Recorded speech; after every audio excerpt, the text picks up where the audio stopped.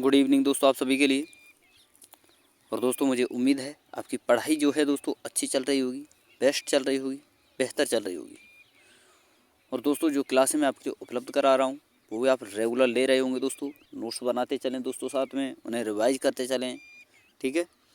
और दोस्तों आज हमारा जो टॉपिक है वो स्टार्ट होने वाला है दोस्तों, इलेक्ट्रॉनिक विन्यास निकालना। यानी इलेक्ट्रॉनिक विन्यास जो है वो किस प्रकार से लिखे जाते हैं, उसी के बारे में हम आज सारी चीज़ें जो हैं दोस्तों डिस्कस करेंगे। क्या क्या नियम हैं, किस प्रकार से उन्हें लिखना चाहिए, इलेक्ट्रॉनिक विन्यास किस प्रकार निकाला जाता है, उसी के बारे में हम दोस्तों ये इस वीडियो में बताने वाले हैं। छोटा सा वीडियो होगा दोस्तों। तो चलिए दोस्तों वीडियो को स्टार्ट करते हैं बिना किसी देरी के। और दोस्तों उससे पहले एक इन्फॉर्मेशन कि आरआरबी ग्रुप डी की हमारी क्लासेज जितनी भी चल रही हैं दोस्तों, ये फ्री ऑफ कॉस्ट आपके लिए कराई जा रही हैं दोस्तों। जिसमें बायो आपकी कंप्लीट हो चुकी है, प्रेजेंट में आपकी क्या चल रही है दोस्तों, केमिस्ट्री। और जितनी भी कंप्लीट साइंस जी आपके लिए कराई जा रही है एनसीईआरटी पर आधारित है। और ये दोस्तों मैं आपको बता दूँ ग्रुप डी के लिए नहीं, किसी प्रकार का एग्ज़ाम हो रेलवे का, चाहे जेई का हो, चाहे एएलपी का हो, चाहे टेक्नीशियन का हो, और अदर कोई भी एग्ज़ाम हो, सभी के लिए दोस्तों जो ये कंटेंट मैं आपके लिए उपलब्ध करा रहा हूँ सबसे बेस्ट कंटेंट है। सभी एग्जामों के लिए दोस्तों बेस्ट से बेस्ट कंटेंट आपको देने की कोशिश की है। यहाँ इस कंटेंट से बाहर एक भी प्रश्न आपका जाने वाला नहीं है। तो दोस्तों इन क्लासों को आप रेगुलर लें और अपना टारगेट जो है ग्रुप डी का 25 में से 25 क्वेश्चन यानी नंबर प्राप्त करना, वो आप प्राप्त करो। रेगुलर इन क्लासों को लें, नोट्स बनाएं, रिवाइज करें, ठीक है दोस्तों। और जिन स्टूडेंटों ने अभी तक हमारे चैनल को सब्सक्राइब नहीं किया है वो चैनल को सब्सक्राइब करके साथ में ऑल वाला बेल आइकन जरूर दबा लें दोस्तों, ताकि मेरी आने वाली हर वीडियो का नोटिफिकेशन सबसे पहले दोस्तों आपके पास पहुंच सके। वीडियो अगर आपको अच्छी लगे तो दोस्तों वीडियो को लाइक करना है, शेयर करना है और वीडियो पर लास्ट तक आपको बने रहना है। तो चलिए दोस्तों देखते हैं इलेक्ट्रॉनिक विन्यास के बारे में। एक मिनट दोस्तों, सॉरी, ये रहा दोस्तों आपका इलेक्ट्रॉनिक विन्यास लिखना।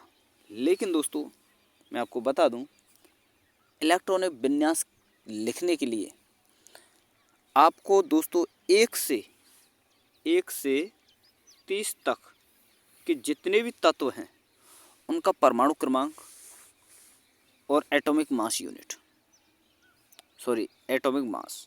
यानी एलिमेंट जो हैं दोस्तों 1 से आपके 30 तक, जितने भी एलिमेंट हैं दोस्तों 1 से 30 तक, ये सारे एलिमेंट्स आपको याद करने पड़ेंगे। और दोस्तों ऐसा तो है नहीं कि सारी चीज़ें फ्री में आपको मिल जाएं, आपको मेहनत करने की ज़रूरत ना पड़े। देखिए दोस्तों हर चीज़ के लिए दोस्तों आपको मेहनत करनी पड़ेगी और तभी जाकर आप सक्सेसफुल हो सकते हो। तो दोस्तों इतनी तो मेहनत आपको करनी पड़ेगी कि ये जो 30 इलेक्ट्रॉनिक जो आपके तत्व हैं इन्हें तो आपको याद करना ही पड़ेगा, ठीक है। तो चलिए दोस्तों एक एक करके पहले मैं आपके लिए बता देता हूँ, जिसमें और इनके सबसे इम्पोर्टेंट है दोस्तों एटॉमिक नंबर। और इन्हीं के आधार पर दोस्तों इलेक्ट्रॉनिक विन्यास जो है लिखा जाता है। और एटॉमिक भार आपसे निकालने को पूछे तो एटॉमिक मास के आधार पर निकालते हैं, जो कि मैं पिछली वीडियो में आपके लिए बता चुका हूँ अच्छी तरह से, मैंने वहाँ पर सारी चीज़ें समझाई थी। आज बात करेंगे दोस्तों इलेक्ट्रॉनिक विन्यास के बारे में। तो देखिए दोस्तों पहला तत्व का हाइड्रोजन, जिसका परमाणु क्रमांक है 1। दूसरा है हीलियम, जिसका परमाणु क्रमांक है दोस्तों 2। तीसरा है लिथियम, जिसका परमाणु क्रमांक है 3। बेरिलियम है चौथा, जिसका परमाणु क्रमांक है 4। बोरोन का परमाणु क्रमांक 5। कार्बन का 6। नाइट्रोजन का 207। ऑक्सीजन का 8। फ्लोरीन का 9 और नियोन का 10। उसी प्रकार आगे देखें दोस्तों, ये रहा। अगला है आपका सोडियम का 11, मैग्नीशियम का 12, एल्युमिनियम का 13, सिलिकॉन का 14, फास्फोरस का 15, सल्फर का 16, क्लोरीन का दोस्तों 17, आर्गन का 18, पोटेशियम का 19 और कैल्शियम का 20। 10 ये हुए। और दोस्तों इस प्रकार से आपको रटे हुए होने चाहिए, जैसे hydrogen, helium, lithium, beryllium, boron, carbon, nitrogen, oxygen नहीं, fluorine, neon, sodium, magnesium, aluminium, silicon, phosphorus, sulphur, chlorine, argon, potassium, calcium. फिर अगला है आपका स्कैंडियम, ठीक है दोस्तों। Scandium, titanium, vanadium, chromium, manganese, iron, cobalt, nickel, copper और जिंक। इस प्रकार से आपको ये सारे रटे हुए होने चाहिए, जिसमें स्कैंडियम का परमाणु क्रमांक है दोस्तों 21, टाइटेनियम का 22, ठीक है दोस्तों, और वेनेडियम का दोस्तों 23, क्रोमियम का 24, मैग्नीज का 25, आयरन का 26, कोबाल्ट का 27, निकल का 28, कॉपर का 29 और जिंक का 30। तो ये सारे के सारे आपको जो हैं तत्व रटे होने चाहिए दोस्तों, एक एक परमाणु क्रमांक इनका रटा होना चाहिए, तभी जाकर दोस्तों आप किसी भी तत्व का जो है दोस्तों इलेक्ट्रॉनिक विन्यास निकाल सकते हो। तो चलिए दोस्तों, वही सारी चीज़ें समझेंगे।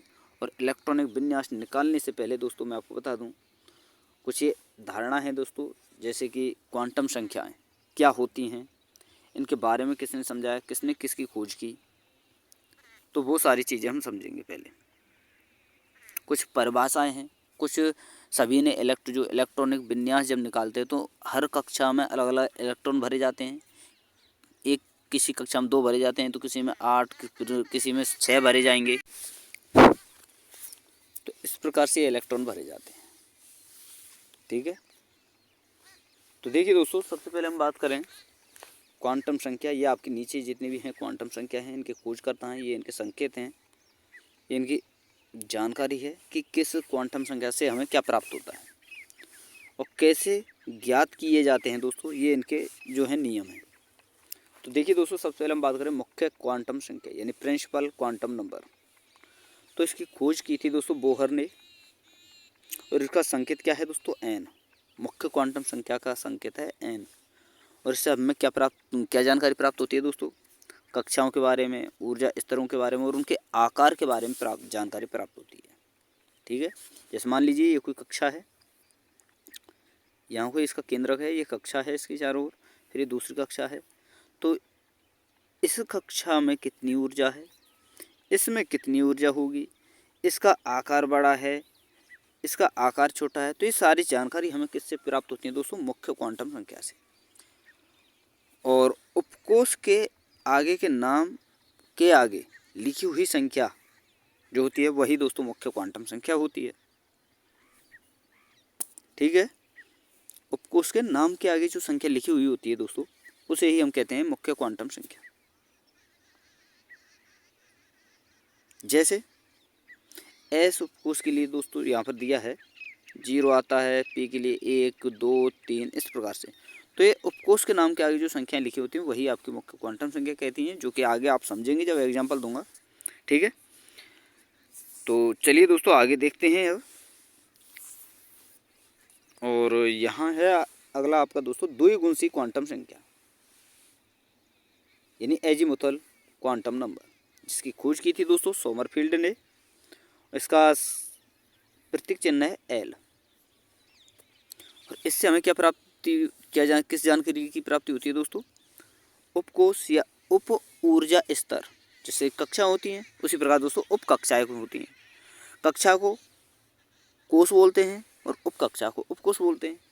तो द्विगुणसी क्वांटम संख्या से हमें दोस्तों उपकोष या ऊर्जा स्तर की जानकारी प्राप्त होती है। और ये उपकोष कौन कौन से हैं दोस्तों आपके, एस, पी, डी, एफ। जहाँ पर दोस्तों एस उपकोष के लिए दोस्तों 0 का प्रयोग करते हैं, पी के लिए दोस्तों 1 का, और डी के लिए 2 का, और एफ के लिए 3 का। वहीं आगे देखें दोस्तों चुंबकीय क्वांटम संख्या यानी दोस्तों मैग्नेटिक क्वांटम नंबर। तो इसकी खोज की थी दोस्तों जीमान ने। इसका संकेत है दोस्तों एम। और इससे क्या जानकारी प्राप्त होती है दोस्तों, कक्षक की जानकारी एवं इलेक्ट्रॉनों का विन्यास जो है हमें इसी से पता चलता है, ठीक है। जैसे -L से -L तक इस प्रकार से होता है।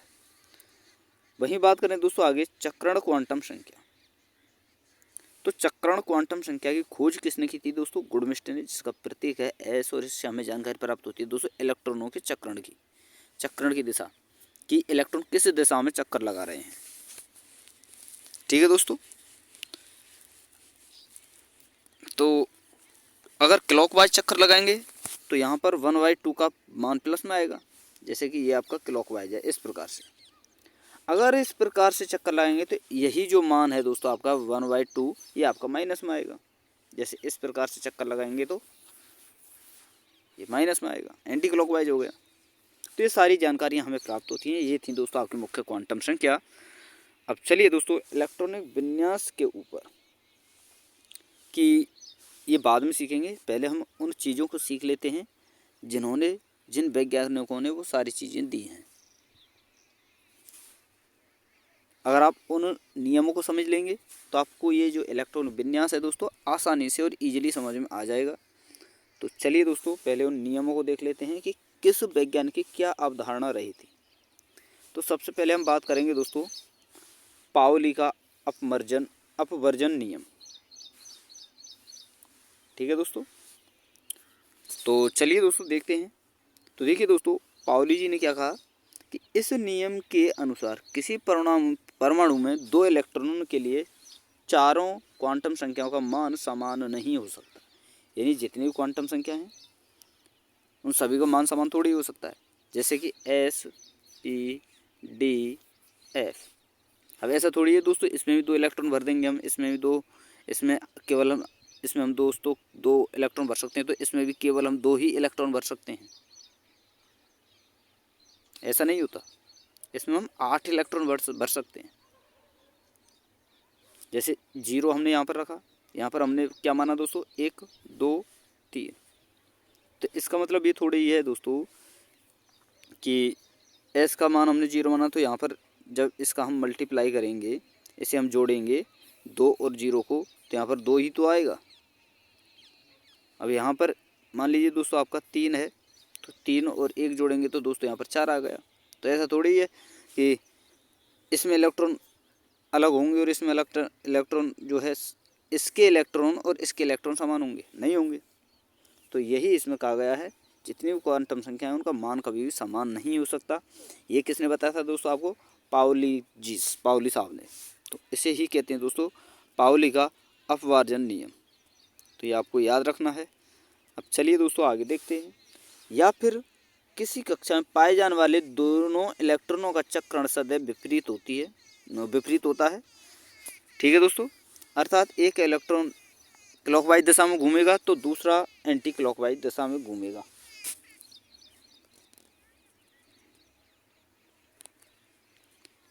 जैसे यहाँ पर आप देख सकते हैं दोस्तों, नीचे एग्जांपल दिया हुआ है। पी उपकोष में 3 कक्षक होते हैं और प्रत्येक कक्षा में 2-2 इलेक्ट्रॉन भरे जाते हैं। तो यहाँ पर आप देख रहे हैं ना दोस्तों, ये फर्स्ट सारणी है आपकी, ये सेकंड सारणी है। ठीक है, अब एक कक्षक हमारा यूं भरा गया तो सब सारे कक्षक हमने यूं भर दिए पहले, फिर इस निचली कक्षा में भी इस प्रकार भर दिए। 2 सारणियाँ बता रहा हूँ मैं समझाने के लिए। अब एक इस प्रकार से भरा गया तो एक इस प्रकार से भरा जाएगा, यानी एक क्लॉकवाइज एक एंटी क्लॉकवाइज। ठीक है, इस प्रकार से। तो ऐसा थोड़ी है दोस्तों, आप इस प्रकार से जो है आपने भरे हैं और ये अंतिम कक्षा आपने इस प्रकार से भर दी, इस प्रकार से, तो ये गलत होगा। हमेशा एंटी क्लॉकवाइज होते हैं इलेक्ट्रॉन। तो ये सारी चीज़ें आपको याद रखनी है। ठीक है दोस्तों,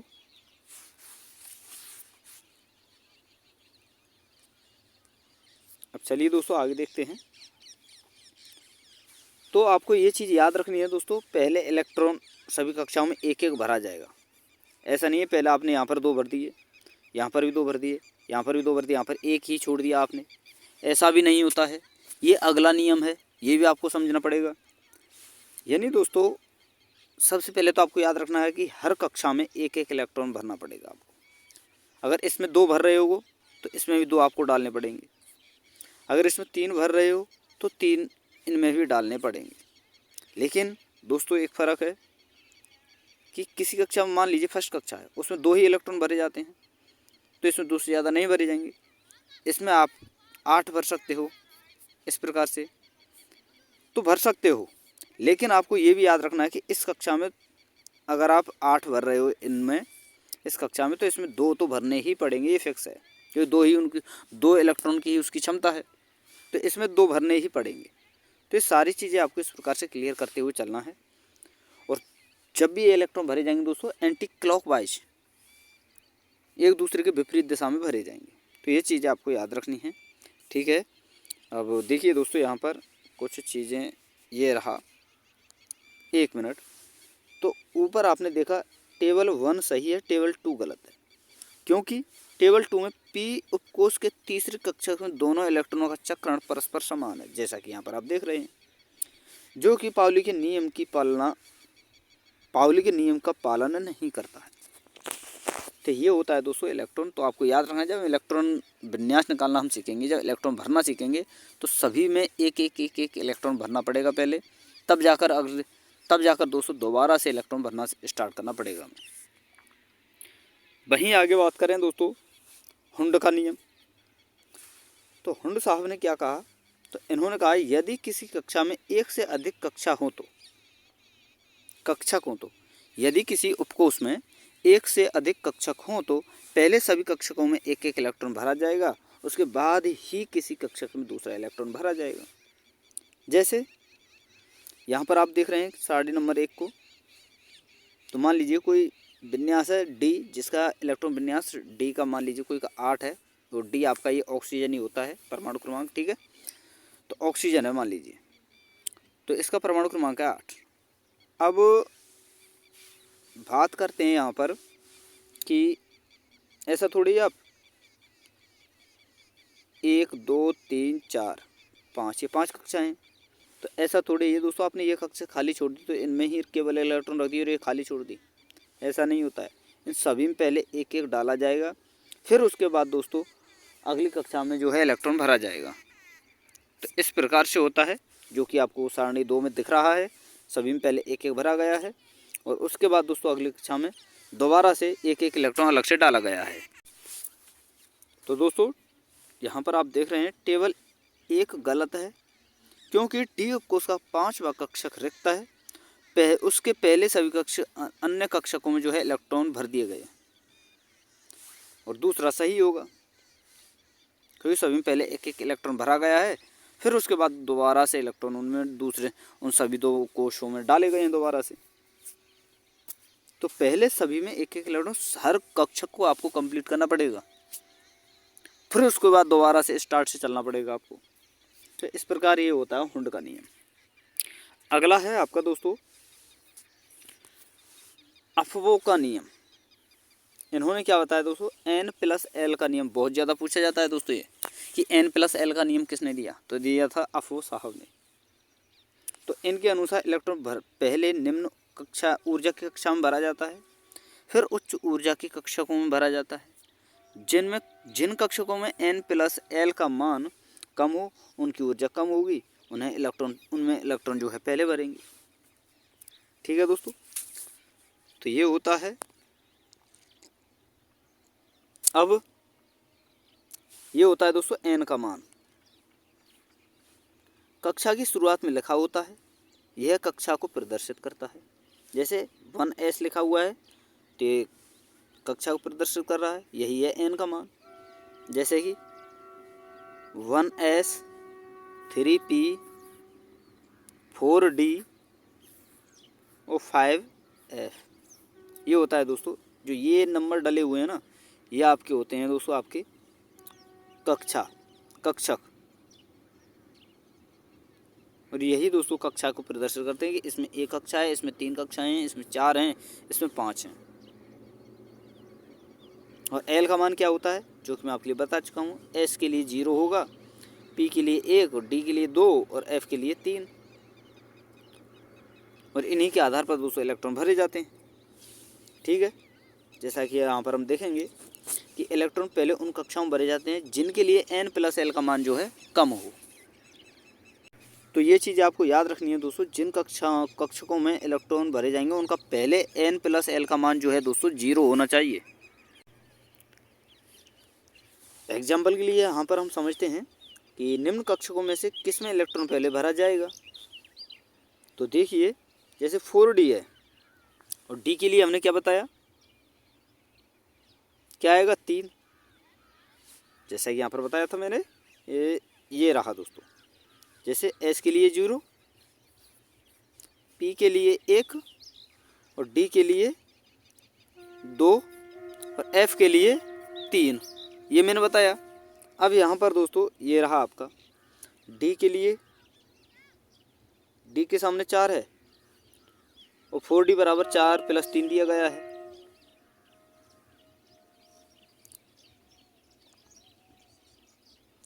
दोस्तों यहाँ पर ये 2 आएगा, मिस्टेक हो गया था, 4 + 2 बराबर 6 होगा। ठीक है, तो डी के लिए हमने क्या बताया दोस्तों अभी 0, और यहाँ पर एन का मान क्या दिया गया है 4, तो एन प्लस और एल का मान क्या होता है दोस्तों डी के लिए 2 होता है, तो 6 आएगा यहाँ पर। इसी प्रकार दोस्तों एस के लिए एल का मान क्या होता है दोस्तों 0 और एन का मान दोस्तों 5 और 5 दिए ही रखा है, तो ये हो गया दोस्तों टोटल 5 आपका।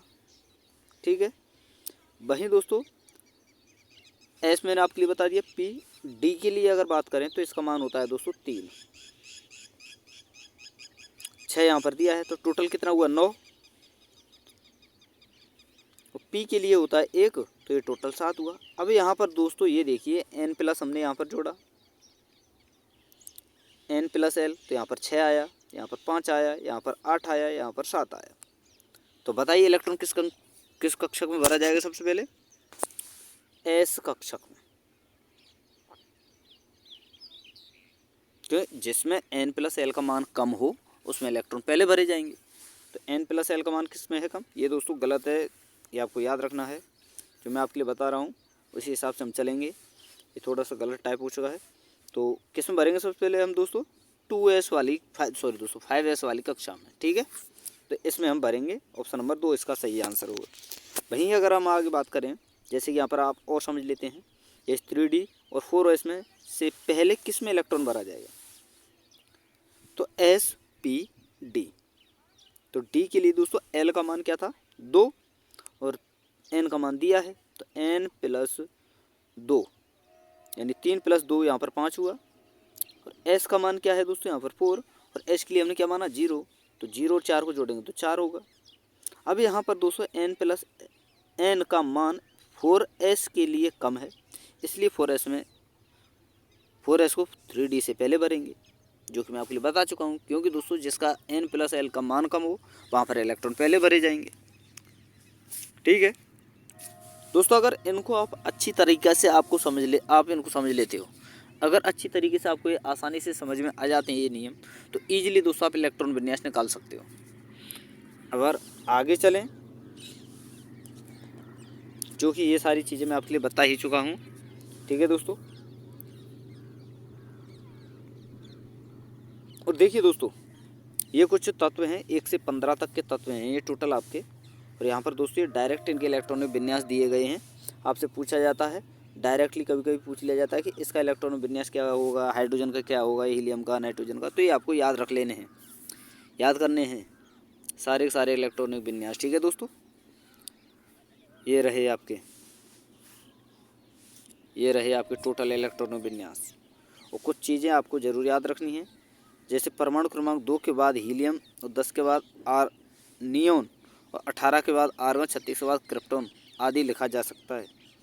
ये तो छोड़िए आप, जैसे कि ये भी हम बाद में करेंगे दोस्तों, पहले इलेक्ट्रॉन विन्यास निकालना सीख लेते हैं पहले। अब चलिए दोस्तों, अब सीखेंगे हम इलेक्ट्रॉन विन्यास निकालना, क्यों सारी चीज़ें मैंने आपको समझा दी हैं। तो देखिए दोस्तों इलेक्ट्रॉन विन्यास किस प्रकार से निकाला जाता है। तो देखिए दोस्तों इलेक्ट्रॉन विन्यास लिखते समय इलेक्ट्रॉन निम्न ऊर्जा से उच्च कक्षा की ऊर्जाओं में भरे जाते हैं। जैसे एस उपकोष में 2 भरे जाएंगे, पी उपकोष में 6 इलेक्ट्रॉन भरे जाएंगे, डी उपकोष में 10 इलेक्ट्रॉन भरे जा सकते हैं, और एफ उपकोष में 14 इलेक्ट्रॉन भरे जा सकते हैं। अब इसकी एक ट्रिक आपको याद रखनी है, केवल एक ट्रिक है दोस्तों। और देखिए दोस्तों कभी भी इलेक्ट्रॉन विन्यास पूछेगा ना कोई भी एग्जामिनर, किसी भी एग्जाम में, तो उसके लिए दोस्तों आपको 1 से 30 तक के जितने भी तत्व हैं सभी को याद करना होगा, पढ़ना होगा दोस्तों। तो चलिए एक ट्रिक से हम समझते हैं दोस्तों। इसके लिए एक ट्रिक है, मान लीजिए आपकी पूरी फैमिली है और एक किसी बस में आप जा रहे हैं किसी यात्रा पर। तो पहली सीट पर कौन बैठा है, मान लीजिए आपकी पत्नी बैठी है शांति, और दूसरी सीट पर शांति के पति। भाई पति पत्नी साथ में जाएंगे ही। तो पहली सीट पर शांति, तो एस से शांति, एक से सीट, पहली सीट, तो फर्स्ट एस हो गया ये आपका। दूसरी सीट पर शांति का पति बैठा है, यानी शांति तो बैठी ही है, यानी 2S तो होगा ही दूसरी सीट, और शांति का पति बैठा है तो 2P। उसी प्रकार दोस्तों तीसरी सीट पर शांति का पापा, यानी शांति तो बैठी ही है तीसरी सीट पर, शांति का पापा और बैठा है 3P। उसी प्रकार से दोस्तों चौथी सीट पर शांति के 3 देवर, तो चौथी सीट पर तो शांति बैठी ही है और तीसरी इसके 3 देवर और बैठे हैं। तो ये क्रम होता है दोस्तों, ये ट्रिक है थोड़ी सी, तो इसे आप इस प्रकार से डायरेक्टली याद कर सकते हो, ये ट्रिक है और इसी से आप इलेक्ट्रॉन विन्यास निकाल सकते हो आसानी से। जैसे कि 1s 2s 2p, 1s 2s 2p। इसी प्रकार दोस्तों 3s 3p। इसी प्रकार दोस्तों आगे 4s 3d। तो ये ट्रिक आपको याद रखनी होगी। जैसे आपसे पूछेगा, देखिए एक मिनट दोस्तों, मान लीजिए आपसे पूछे सोडियम का, ठीक है दोस्तों, सोडियम का इलेक्ट्रॉनिक विन्यास क्या होगा। तो सोडियम का परमाणु क्रमांक क्या होता है दोस्तों 11, ये तो आपको याद रखना होगा। अब एक चीज़ आपको याद रखनी है कि जितने परमाणु क्रमांक होते हैं वो सभी दोस्तों उस तत्व के क्या कहलाते हैं, प्रोटॉन, और जितने प्रोटॉन उतने इलेक्ट्रॉन। तो इलेक्ट्रॉन कितने होंगे दोस्तों 11।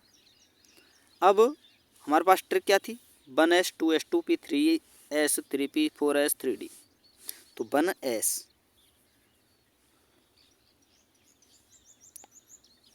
तो इसमें कितने इलेक्ट्रॉन भरे जा सकते हैं, केवल दोस्तों 2। फिर आएगा 2s, इसमें भी 2 इलेक्ट्रॉन भरे जा सकते हैं, ठीक है। फिर 2p, p में कितने भरे जा सकते हैं दोस्तों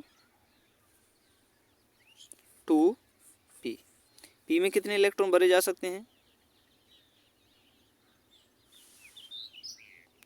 6 इलेक्ट्रॉन। तो 4 और 2 2 2 और 2 4, और ये 6 हमने मान लीजिए यहाँ पर भर दिए,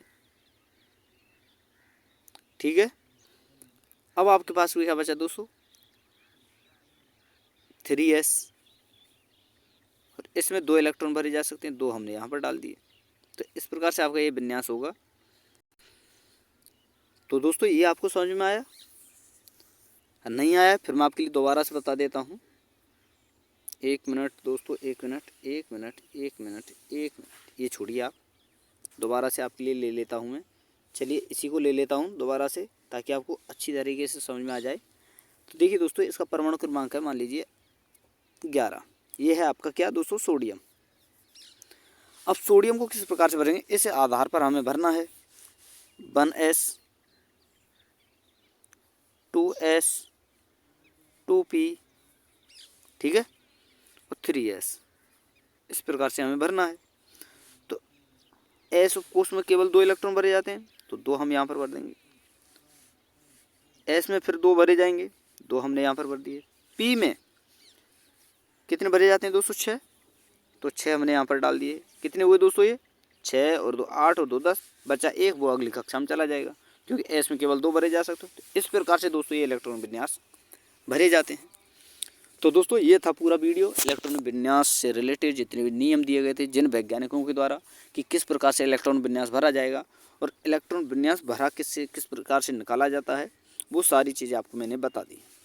और दोस्तों सबसे इम्पोर्टेंट है कि आपको ये जो इलेक्ट्रॉन जो तत्व हैं, जो 1 से 30 तक के जितने भी तत्व हैं, ये सारे तत्व आपको याद रखने हों, इनका परमाणु क्रमांक आपको याद रखना है, ठीक है। और फिर उसके बाद दोस्तों कुछ डायरेक्ट मैंने आपके लिए बता दिए हैं, ये इलेक्ट्रॉनिक विन्यास हैं, ये आपको डायरेक्टली याद रख लेने हैं, ठीक है। जैसे कि यहाँ पर आप देख रहे हैं, ये डायरेक्टली आपको याद रख लेंगे। जैसे यहाँ पर लिथियम का दिया है, लिथियम का परमाणु क्रमांक क्या है दोस्तों, हाइड्रोजन हीलियम लिथियम 3 है, तो 3 का ये रहा दोस्तों। सोडियम का 11 ये रहा दोस्तों, और इसी प्रकार से मैंने वहाँ पर बनाया था। ये रहा कैल्शियम का 20, तो यहाँ पर हमने एस में 2 आ गए, फिर एस में 2 आ गए, फिर पी में कितने आए भरे जाते हैं दोस्तों 6, तो 6 यहाँ पर भर दिए हमने। फिर एस में कितने भरे जाएंगे दोस्तों, 2। तो ये कितने हुए, 2 और 2 4 और 2 6, 6 और 4 10 और 2 12। फिर पी में कितने भरे जाएंगे दोस्तों, 6। फिर हमने 6 भर दिए। फिर एस में कितने, 2 2 भर दिए। तो टोटल कितने हुए दोस्तों, 20। तो इस प्रकार से इलेक्ट्रॉन जो है विन्यास निकाले जाते हैं। तो दोस्तों वीडियो आपको अच्छी तरीके से जो है दोस्तों समझ में आई होगी। वीडियो अगर आपको अच्छी लगी हो दोस्तों, तो वीडियो को दोस्तों लाइक ज़रूर कर देना है, शेयर कर देना है। और जिन स्टूडेंटों ने अभी तक हमारे चैनल को सब्सक्राइब नहीं किया है, तो उन स्टूडेंटों से मेरी रिक्वेस्ट है दोस्तों कि चैनल को सब्सक्राइब करके साथ में ऑल वाला बेल आइकन जरूर दबा लें, ताकि दोस्तों मेरी आने वाली हर वीडियो का नोटिफिकेशन सबसे पहले दोस्तों आपके यहाँ पहुँच सके। तो थैंक यू दोस्तों, धन्यवाद। फिर मिलते हैं एक नई वीडियो के साथ।